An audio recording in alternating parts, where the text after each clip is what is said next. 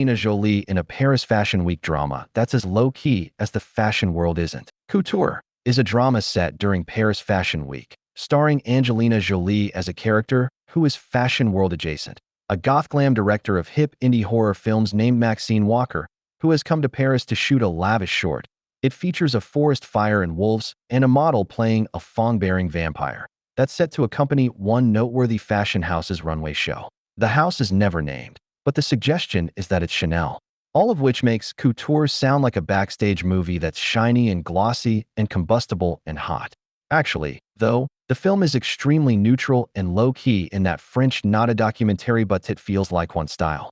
Jolie is at the center of an ensemble piece that's structured as a loose neorealist ramble, built around characters like an 18-year-old model from Sudan, Anyier Anei, who's being launched as the new, exotic face of fashion, a makeup artist, fellow Rumpf, who's writing a memoir she's told has no commercial viability, Maxine's sexy cinematographer, Garrel, a seamstress, Garance Marillier. We see sewing tiny trinkets onto the white mesh dress that Anei's character will wear, and the physician, Vincent Lindon, Maxine has to check in with when it looks like there may be a complication to her breast cancer biopsy. You envision Paris Fashion Week as a glitzy thicket of drama, and it certainly has the potential to be. Watching Couture, we may think, where's the editor of Vogue character?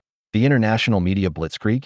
That's the kind of hot mess action that Robert Altman tapped into 30 years ago when he made his grandiose fashion world satire, Prêt-à-Porter. But Alice Winocour, the French writer-director of Couture, is having none of that. She works in a way that's deliberately defused of drama. If the Dardenne brothers were to make a film set in the French fashion world, a good idea, now that I think of it, it would likely have more going on it than Couture does.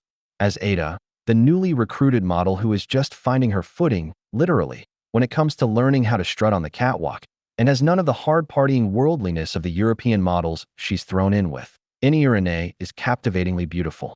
Like the young Shelley Duvall, we see why she's been chosen to open the show, and also, quiet and grounded in her sane caution. When she enters the apartment where the other models are staying, there's no bedroom for her. She gets some lip from one of them, but for the rest of the movie the other models help her out, and they all make a point of supporting one another. We see no drugs, no eating disorders, no pageantry of dysfunction.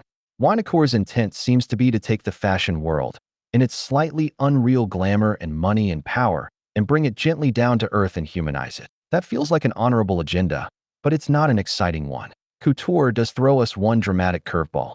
Maxine, who's in the middle of a divorce, with a teenage daughter and a career that's buzzing.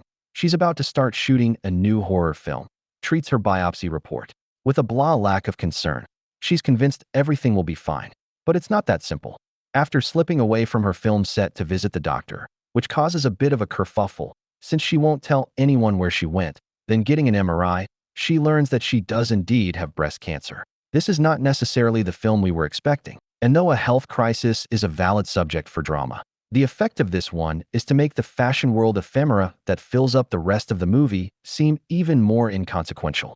Jolie, drawing on a family history of cancer for which she herself underwent preventative surgeries, gives a vivid performance, endowing Maxine with cool director verve and then a fear and sorrow we can't help but respond to.